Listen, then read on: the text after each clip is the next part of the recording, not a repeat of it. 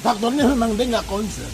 5 tahun Anies Baswedan itu tidak buat apa-apa untuk kesejahteraan dan kebahagiaan warga Jakarta.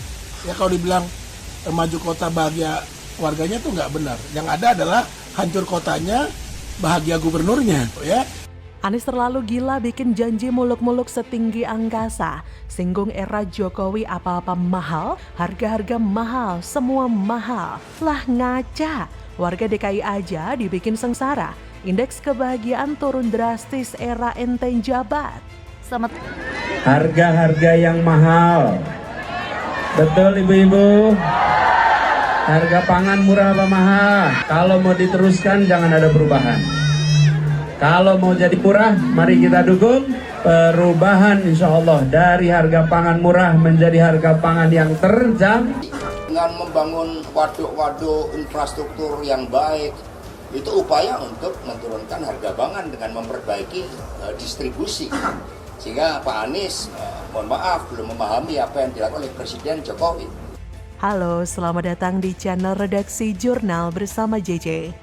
Masyarakat menyebut bakal capres koalisi perubahan untuk persatuan, Anies Baswedan akan membuat bahagia jika terpilih menjadi Presiden RI ke-8 usai menyinggung harga-harga mahal. Pasalnya, menurut warganet dengan akun Twitter @doangwarto itu, Anies akan membuat semua kebutuhan pokok masyarakat menjadi lebih mudah dengan menekan harga hingga lapangan kerja. Sebelumnya, bakal capres koalisi perubahan untuk persatuan Anies Baswedan memang menyinggung mengenai tingginya harga-harga kebutuhan pokok di Indonesia dalam periode sekarang. Anies menyampaikan ketika berbicara dalam dialog rakyat yang digelar Partai Demokrat di Gedung Sasana Budaya Ganesha, Sabuga, Bandung, Jawa Barat. Menurutnya, tingginya harga bisa diubah pemimpin berikutnya. Lebih lanjut, ia menilai perubahan bukan mengenai sosok tapi kebijakan untuk masyarakat dalam hal kebutuhan, seperti kebutuhan pokok, lapangan kerja, pendidikan berkualitas sampai akhir, hingga pelayanan kesehatan yang baik. Anies memang edan. Dia sangat berani menjanjikan sesuatu hal yang sungguh susah diwujudkan, seolah-olah semua dibuat murah dan banjir subsidi. Tapi nanti setelahnya kadrun malah teriak-teriak utang pasca disubsidi. Ini bukan membuat warga semakin bahagia, tapi malah membuat warga semakin sengsara. Ini terbukti ketika Anies menjadi Gubernur Jakarta.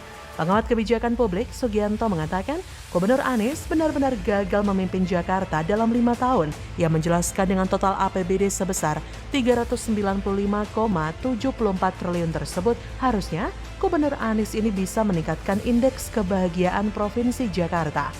Artinya tingkat kebahagiaan masyarakat Jakarta juga harusnya ikut naik. Tapi faktanya, indeks kebahagiaan Jakarta pada 2021 berada pada tingkat ke-8 terendah dengan skor hanya 70,68.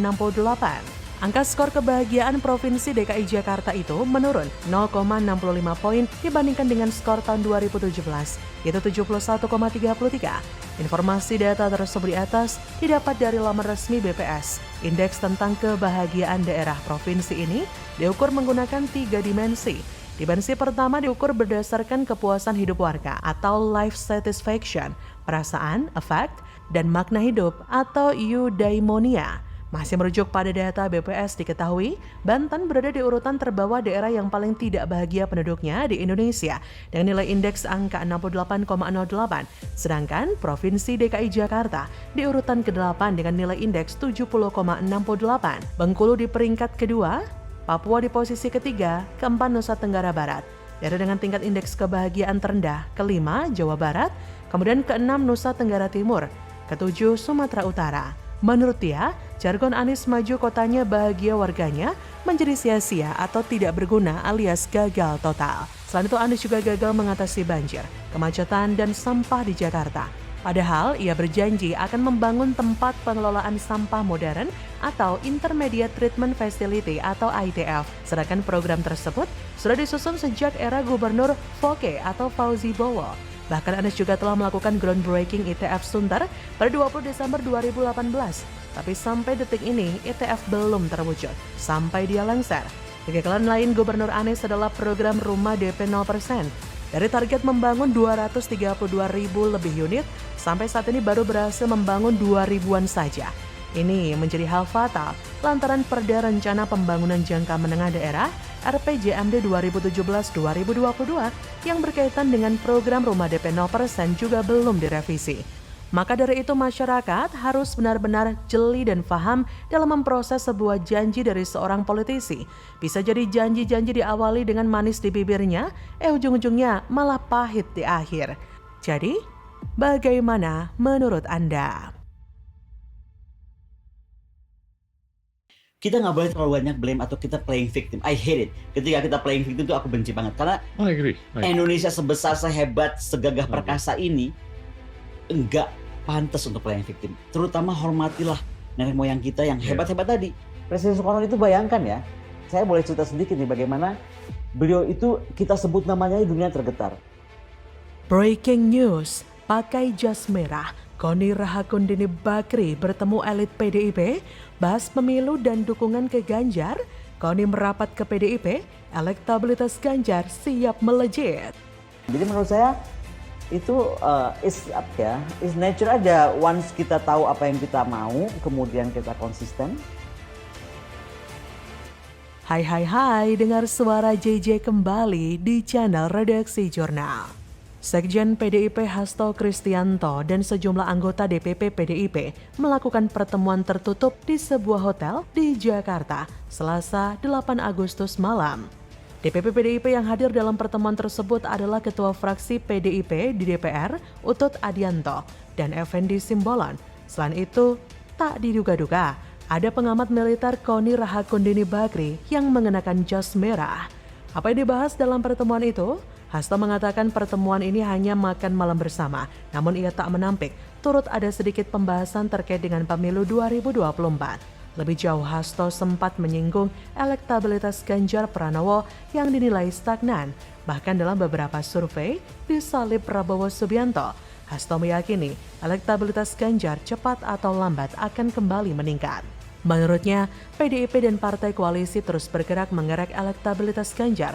PDIP meyakini Ganjar merupakan sosok pemimpin yang sederhana dan dibutuhkan oleh rakyat. Hasto mengatakan Ganjar merupakan pribadi sederhana. Menurutnya, rakyat Indonesia membutuhkan pemimpin seperti Ganjar.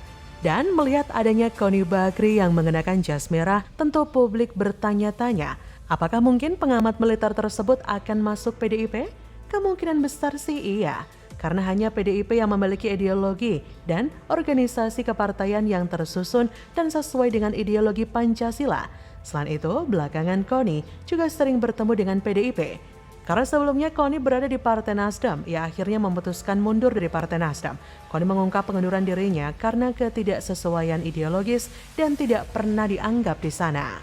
Pengusungan Anies menjadi capres oleh Nasdem juga menjadi salah satu alasan Koni mundur dari Partai Nasdem, karena Anies identik dengan kelompok radikalis dan tidak sesuai dengan ideologi negara yang ada. Maka dari itu Koni memilih keluar dari Partai Nasdem.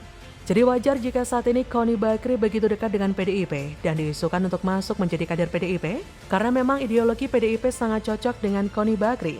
PDIP merupakan partai yang selalu hati-hati dengan orang atau tokoh dari partai yang bermasalah. PDIP adalah kelompok yang berlandaskan nasionalisme sehingga memiliki kepentingan yang berbeda. PDIP tidak akan membuka ruangan dengan Koni jika memang tidak ada hal yang mendesak yang penting untuk dibicarakan, termasuk soal nasionalisme dan juga memenangkan Ganjar. Berbeda dengan Partai Nasdem, kita tahu sendiri bagaimana pola mereka menjajaki koalisi dengan partai manapun, tak peduli apakah partai itu ideologinya berlawanan atau tidak. Yang penting bisa memenuhi syarat presidensial threshold 20% serta mendapat dukungan sebanyak-banyaknya, plus dapat jatah kursi menteri. Lihat saja apa yang dilakukan Om Paloh belakangan ini, kesana kemari mencari kawan koalisi, termasuk mewacanakan mau mendukung Anies yang dekat dengan kelompok intoleran itu sebagai capres. Tapi namanya politik tidak ada yang tidak mungkin. Teman bisa jadi lawan, lawan bisa jadi kawan. Jadi wajar jika Koni mundur dari Nasdem dan memilih merapat ke PDIP. Hal itu tentu akan menjadi nilai plus bagi elektabilitas Ganjar ke depan. Dan seperti yang sudah-sudah, kalau kita melihat Instagram dari Koni Bakri belakangan ini, kerap kali Koni keluar di berbagai kesempatan dengan mengenakan jas merah. Apakah ini pertanda jika Koni sudah masuk ke PDIP? Who knows? Bagaimana menurut Anda? Silakan tulis komen Anda di kolom komentar.